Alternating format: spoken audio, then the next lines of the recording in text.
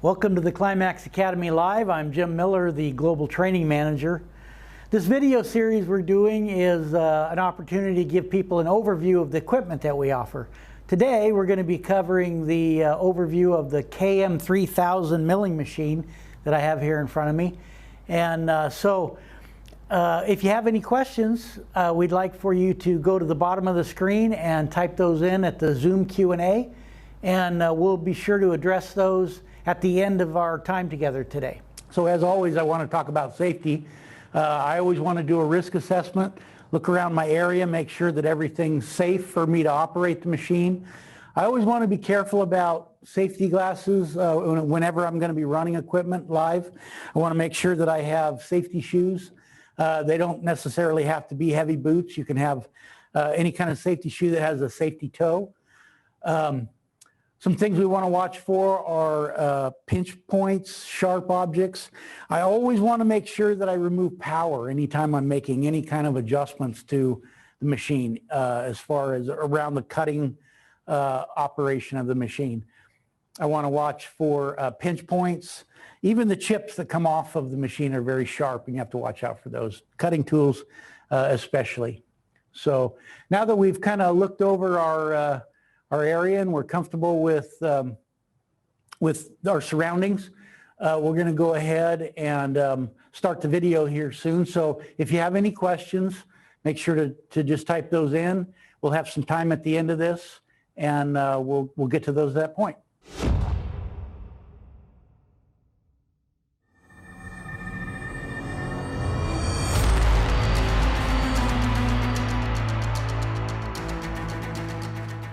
Welcome, my name's Jim Miller, the Global Training Manager here at CLIMAX Portable Machine Tools. Today we're going to talk about the KM3000. This is one of our original machines that got the whole company started. It's a real compact portable milling machine that has multiple uses for it. So we'll get into that as we go. So let's just do a quick overview here of all the components we have. So we have the speed control, which connects to the back of the motor that allows us to vary the spindle RPM.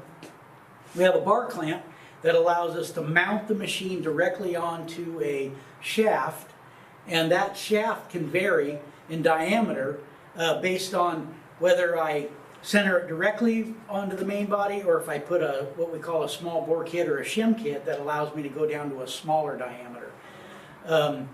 We have the wrench set that comes with it, the T-handle, the turning ability to move both axes, the horizontal axis and the vertical axis, and then the end mills that you would order that would come along with it.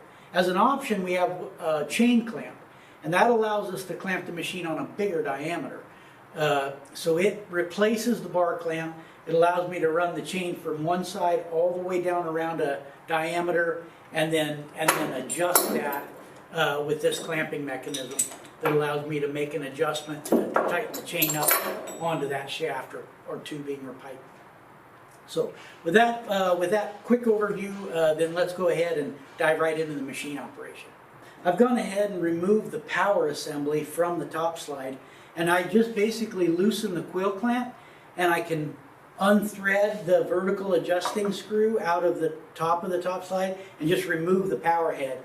I find it a lot easier to change the end mills and do any kind of adjustment to the cutter itself by just removing the power head. It makes it much simpler. So anyway, let's just talk a little bit now more about the details of the machine. Very compact and rugged design. We have a dovetailed slide, if you can see the dovetail on the end of this slide, that connects with the base itself. It has a removable gib. A gib is a piece of material that is at the same angle, and now I can adjust the tension or the drag of the unit by adjusting those set screws to get a nice smooth running fit when I axially travel this top slide across. There's a lead screw that drives the top slide separate from the base. The base also has multiple attachment points, and like I mentioned before with the chain clamp, the bar clamp or the chain clamp can be set in either position depending on where it's the best most advantageous to clamp it onto the shaft. Now let's talk about the real unique feature of this machine, and that being that it's a self-centering machine. This V-base is cut in such a way, and it's manufactured in such a way that the exact center line of the quill and spindle are on the exact center line of this V-base. And that ensures that every time you cut a keyway on a shaft, it's perfectly in the center of that shaft. Also, one of the major benefits of this, and we'll see that when I go to my setup, I'm able to bring the center line of the spindle, or the center of the end mill, clear down into the center of this portion here on the base. That allows me to actually machine from off of the end of a shaft onto a shaft. So if I have a limited length of shaft, I can clamp the base right on the last 1.5 inches of the shaft and be able to put a new keyway on a short piece of shaft without having to have a big enough base to clamp the whole machine onto it. While we're at this point, I'll talk a little bit more about the shim kit that goes in here. Basically, it's 2 parallels that are drilled and countersunk so that I can space the angle out and go to a smaller diameter. This allows me to go down to a smaller shaft and then remove the spacer kit and go up to a bigger shaft. So anyway, that's how that small bore kit works. Okay, so back to the power head. Again, we've got a right angle motor that drives a gear set, and I've got the quill clamp itself and the spindle itself. So I can rotate the spindle by hand by turning the knurled knob here, and that way I can have access to the screw that adjusts the end mill as I insert the end mill into the spindle itself. So there's obviously multiple ways to set this machine up. This is one method that I prefer. I like to kind of break components down into their smallest element so that I'm not having to handle the whole machine all at once. So as you can see, I've added the bar clamp onto the base, and I've positioned the bar clamp out at the end of the base itself. Now, in this particular setup, I want to be able to start off of the end of the shaft and start my keyway out in the air before I go onto the shaft. There's multiple ways that you could cut a key in a shaft, or multiple keys that would require different types of setups. You may want the key to protrude clear to the end of the shaft. You may want the key somewhere within the shaft's length. So that all depends on how you're going to set the machine up. In this particular case, though, I'm going to start out with the machine, with the milling cutter off the end of the shaft and then go onto the shaft. And that's one of the real features of this machine, is that it allows me to clamp on only 1.5 inches of the end of the shaft and still be able to securely mount the machine and then cut a keyway the full length of the travel of the machine, which is 6 inches. So anyway, that's how I'm going to set this up. And so I'm going to go ahead and I pre-assembled everything here, and now I'll go ahead and add it to the shaft.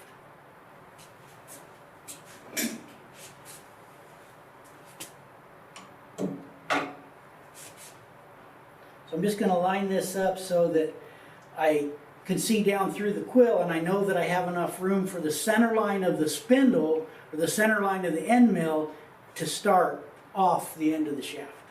So prior to me tightening the machine down onto the shaft, I like to use a precision level. There's a space machined on the back of the base that allows me to place the level on, and then I can adjust the machine to make sure that I'm perfectly level, and then I can go ahead and tighten the bar clamp so that I'm securing the machine onto the shaft. Now I want to be careful that I don't over tighten the machine, because I could run the risk of spreading the base and then I wouldn't be able to travel the machine. So I want it to be secure, but I don't want to put a pry bar on it and make it too tight so that I spread the base. So now that we've described the features of the power head, one more thing I'd like to talk about is this is a sealed gearbox. It's grease filled here at the factory, so it's basically zero maintenance as far as you don't have to get in and add grease to it. It's sealed in such a way that this machine can operate at any attitude, upside down, 45 degree, vertical, doesn't affect the operation. Now I'm going to talk about inserting an end mill into the power head. This is one of those times where you have to be very careful because you're dealing with an end mill that has a very sharp cutting edge.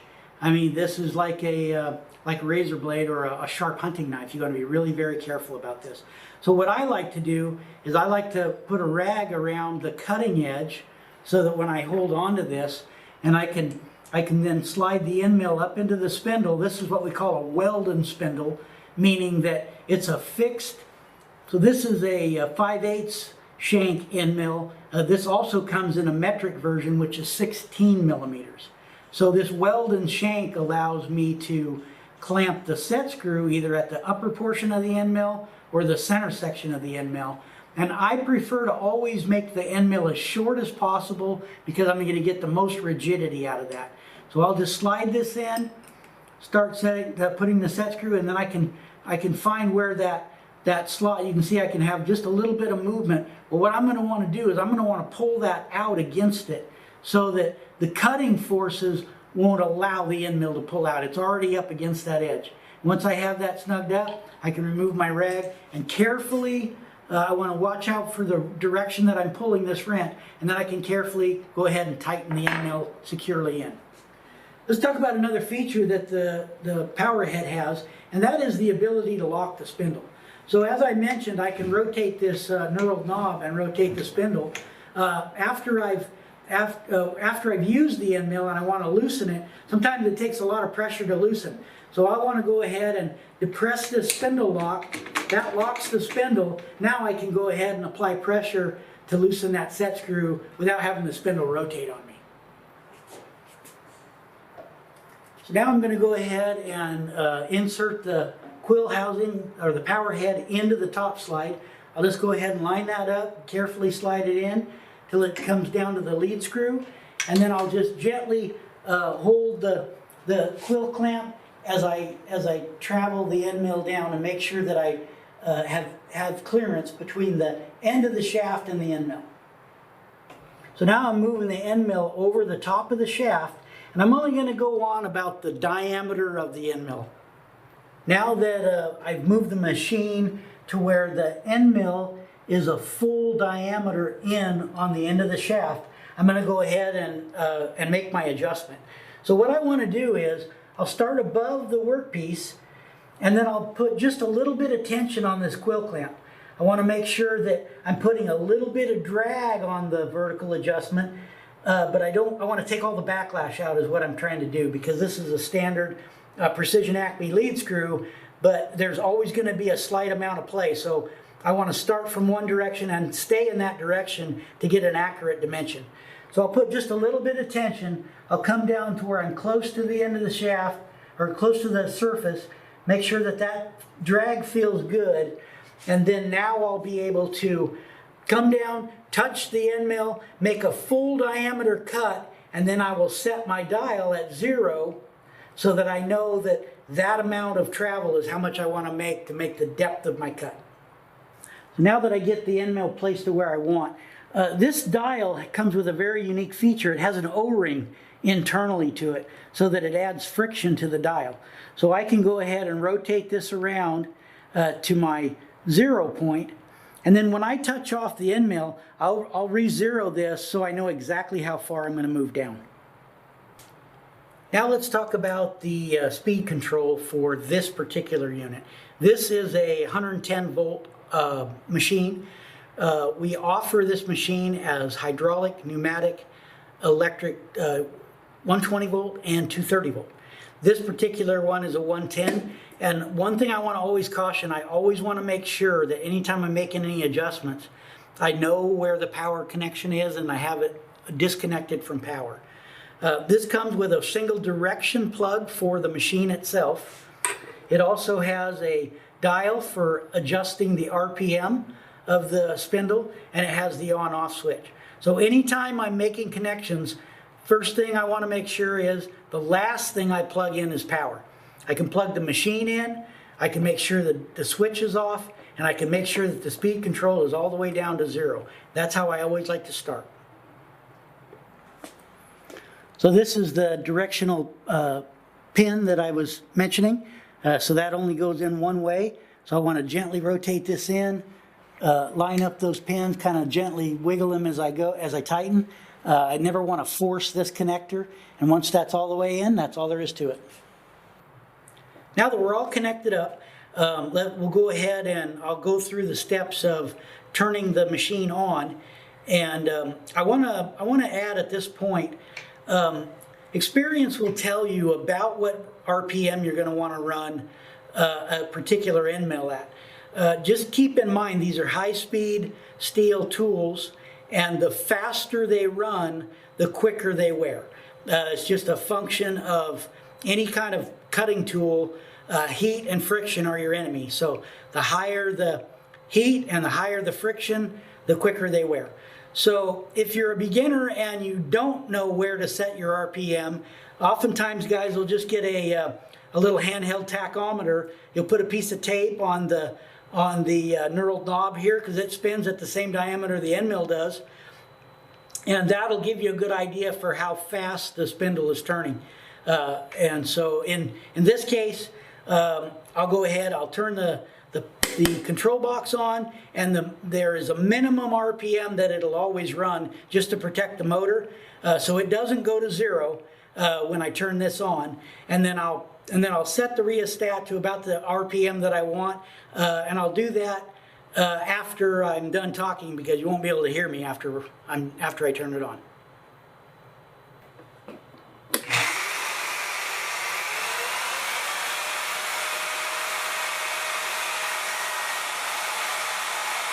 So now that I've preset my RPM, I'm going to go ahead and turn on the machine. I'm going to plunge down and get a full diameter of the cutter cleanup on the top of the shaft, and that way I'll know where to start with my depth adjustment.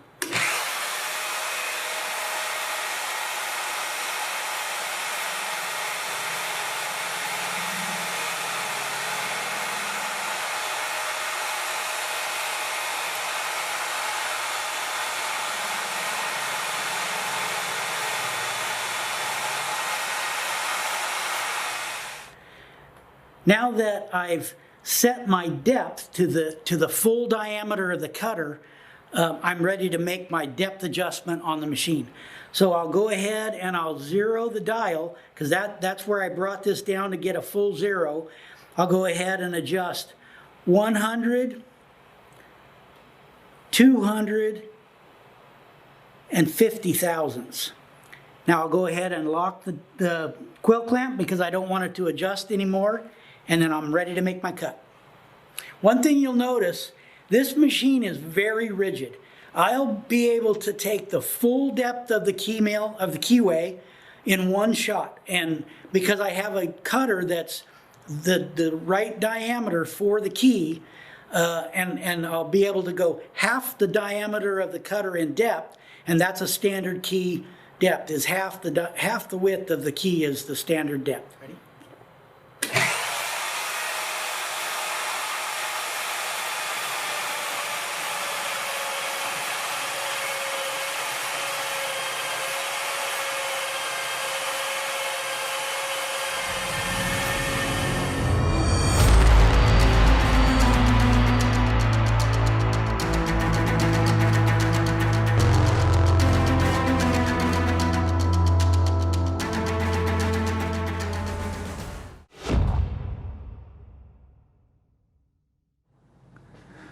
Okay, so now that we've been through the video and figured out how to run the KM3, we'll go ahead into our question and answer period.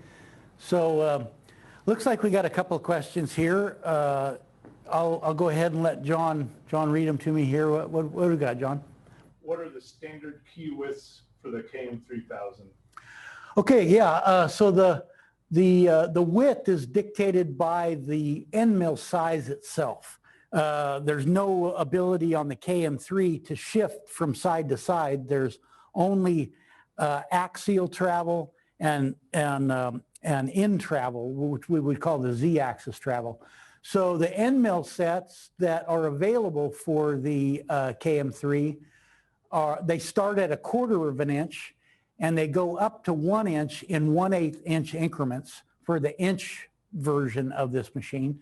The metric version of this machine, the smallest is a 5 millimeter end mill, and then from 6 millimeter to 16 millimeters in 2 millimeter increments. So those are the widths. Those are the standard widths. Can the key mill be used for other milling applications? Yes, absolutely. This is probably one of the most versatile machines that CLIMAX has in its portfolio. This mill is small and portable. It can be taken in to a wide variety of applications. Here we're demonstrating with a bar clamp on a center of a shaft, but it can be clamped down to any surface by means of adding maybe like an angle plate or even a piece of angle iron to the mounting points.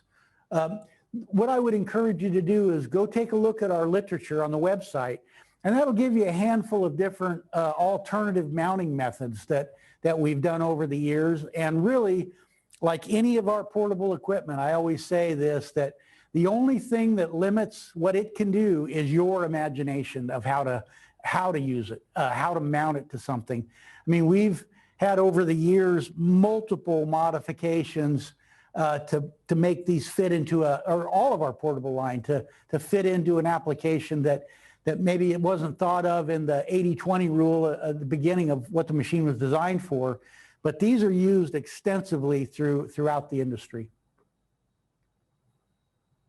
What is the spindle size of the key mill? Oh, great question. I should have brought this up earlier. Yeah. So the inch version of this machine is a 5/8 shank. So you would get an end mill from us. If we were going to do a 1/4 inch keyway, it would have a 5/8 shank, or the part that goes into the spindle, with the cutting diameter of a 1/4. And so each size up, the 5/8 part, the portion, the spindle portion is the same with a smaller or bigger cutting diameter. Likewise, with the metric version, the standard is a 16 millimeter shank, and then the cutting portion varies by the width of the key or the cutting edge. So, great. Okay, well, that looks like all the questions for now, but don't be limited by just our live time together here. If you have a question about this product or any other product that we offer, just submit those to askcpmt@cpmt.com, and that's where we get a lot of input on maybe future equipment or future questions that you'd like for us to address in this live session. So really appreciate you joining, really appreciate you being out there for us, and we want to be out there for you as well. So I'll see you next time. Thanks a lot.